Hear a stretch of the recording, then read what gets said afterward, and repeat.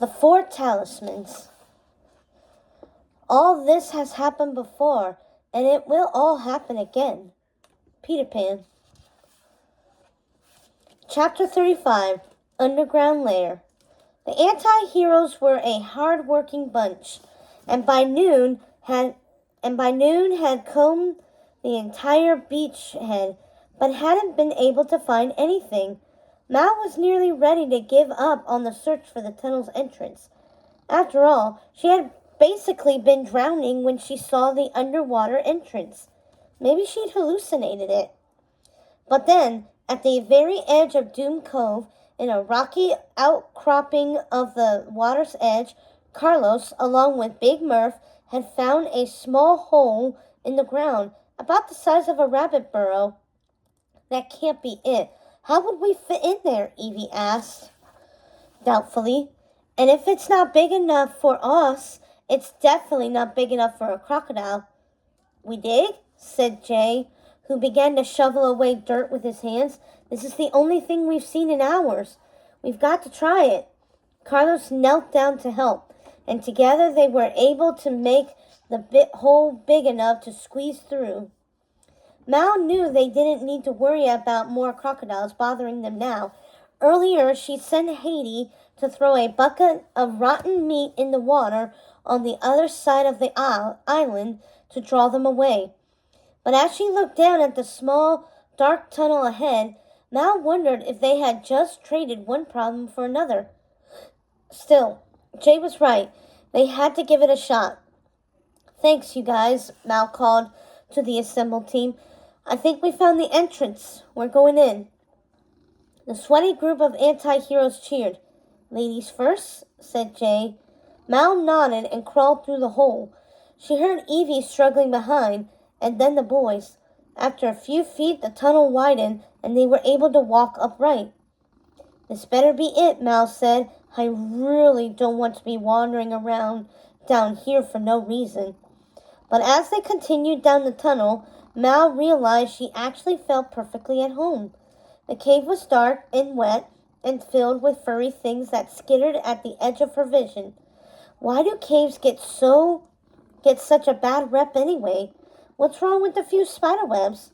She wondered just as she stepped into a giant floor-to-ceiling cobweb. She struggled to push through, only to get more caught up in its lacy white stickiness. Don't spiders have anything else to do? She asked aloud. Carlos shook his head and helped pull the cobwebs away. They continued on, but stopped again when Evie shrieked at a tiny rodent that had made the mistake of crawling halfway up her pant leg. Just tell it to get out of the way, Mal suggested. Didn't Evil Queen ever teach you how to deal with mice? No, Mom only cared about whether I knew how to line my eyelids properly, said Evie, catching her breath as the small creature scampered off into the crevices. Oh, I forgot. I brought something from the junk shop, said Jay as he removed a flashlight from his pocket and jiggled the batteries until they came to life. The sudden flood of light illuminated the cavern's interior. A collection of giant, cool-looking spiderwebs, slimy wet puddles, and an unexpected item, a gold poison heart bracelet glittering on the ground. Evie picked it up. It's my mom's, she said excitedly. They must have been down here. We're going the right way. Walking farther on, they discovered other clues. A long cigarette holder that could only be Corella's, and a few coins that could only have fallen from Jafar's pouch. They kept going, energized by their discoveries, until the flashlight showed a succession of large animal footprints. These tracks look too big for crocodiles, right? Jace asked, inspecting them. Plus, I think these are paw prints. Way too big, agreed Mal.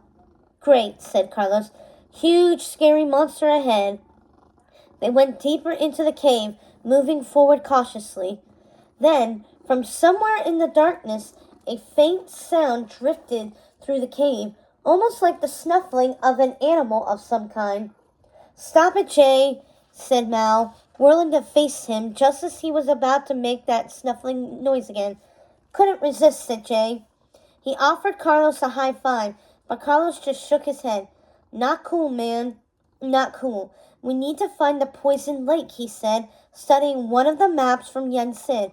As far as he could tell, the body of water that surrounded the toxic tree with the fruit of venom should be the first of the underground lands they would pass. I wonder how the tree can grow. I mean, with all this darkness, how can anything live down here?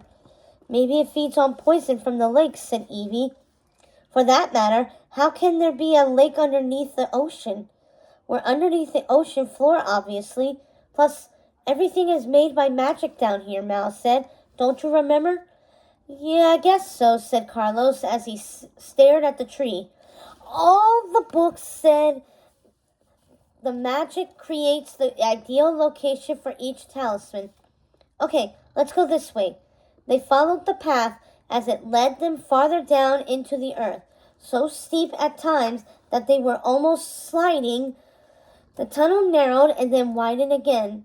Some passages were flooded, and they had to roll up their pants to cross. Eventually, the cavern grew so enormous that they could no longer see the top of the cave. They kept walking until the path split in two directions. Just then, they heard the strange snuffling sound again. Carlos looked petrified, but Mal slapped a hand on Jay's mouth in annoyance. Stop! Okay, it's hard to resist. It's boring down here, Jay said, his voice muffled behind her hand. Where to? Mal asked Carlos. Carlos looked down at the map. It doesn't say. He studied the two tunnels in front of them. One of the paths was covered with the same large tracks they noticed earlier, but the other was clear. I don't know. Said Mal.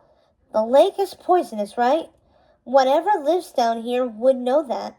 So instead of following its tracks, maybe we would choose the opposite direction. We need to find the one place the big guy doesn't go.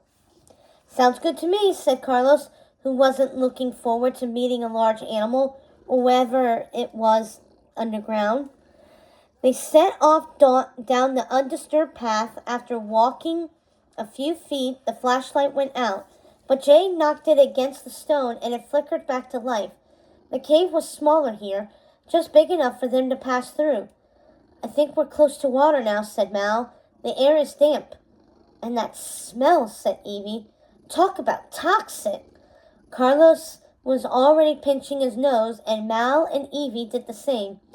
Jay pulled off his beanie and held it over his face.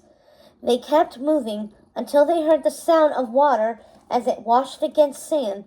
It had to be the poison lake. They broke into a run, Jay shining the light and pointing it at the end of the cavern. A large, deep purple lake bubbled with toxic gas. In the middle of the water was a small, rocky island where one lone apple tree stood, its fruit ripe with red and luscious. The four of them stared at it, not quite believing what they were looking at. It was impossible to think that anything grew underground, and that after all that walking, they had actually found one of the most dangerous objects in the world. Okay, let's figure out how to get me over there, said Evie, rolling up her sleeves. The fruit was her mother's talisman. We need to find a way to make a raft, said Carlos. Maybe with some of the branches we saw back there, and anything else we can find.